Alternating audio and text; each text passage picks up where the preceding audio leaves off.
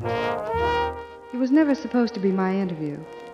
I was merely filling in as a favor for a friend.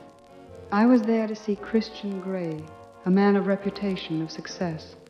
And, as I would soon discover, something far more unsettling.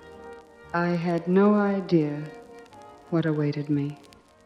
He was so sure of himself, as if the world simply bent to him. Business is, at its core, a study of people, their wants, their limits, their hidden inclinations.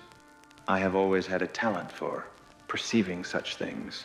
The more one applies oneself, the more fortune seems inclined to respond.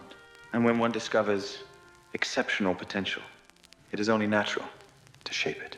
My dear Anastasia, Control is my middle name. Christian. When he looked at me, it was as though he saw straight through, past every careful word, every guarded thought. I tried to hide it, and yet I saw him again, and something happened. Oh, my sweet Anastasia. Something both good and bad. He swept me off my feet, quite literally, in a helicopter he said he bought after the war.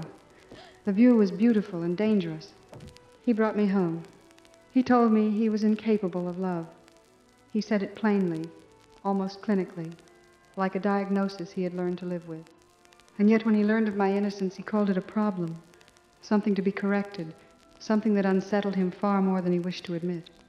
And there it was. I felt loved by a man who insisted he could never love at all.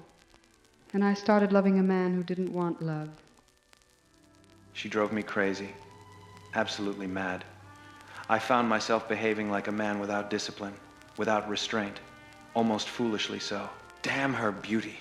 It arrived without warning, and suddenly she was on my mind constantly. I introduced her to my family, and what went on under the table was so delightful. And then I introduced her to my playroom, where everything made sense. I told myself that if I brought structure to the chaos she caused in me, I might finally restore some sanity. His playroom, as he called it, was putting it politely. I had expected something eccentric, perhaps even theatrical, but nothing prepared me for what was actually inside. He wanted to punish me, to make me feel pain, deliberate pain. And then there was the part I couldn't quite make sense of. He wanted me to like it. As if pain could be taught into pleasure. As if fear could be rearranged into something else entirely under his control. It became a whole legal affair. He insisted on a contract.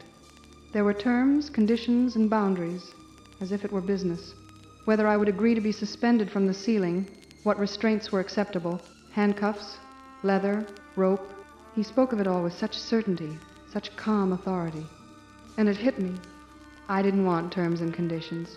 I insisted on some good old-fashioned romance. Kate, my friend and roommate, had no idea what I was dealing with. To her, he was simply charming, because how could I explain the truth? Sometimes I wondered what she would think if I actually told her everything. If she would see him differently, and what she might think of me. When Anastasia bit her lip or rolled her eyes, it drove me crazy, and I needed to teach her a lesson.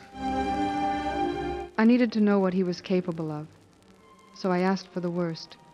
And the frightening part was, some of the lighter things, I almost understood them, almost enjoyed them. But what he showed me now, this was too much. And in that moment, it didn't just hurt. It broke my heart.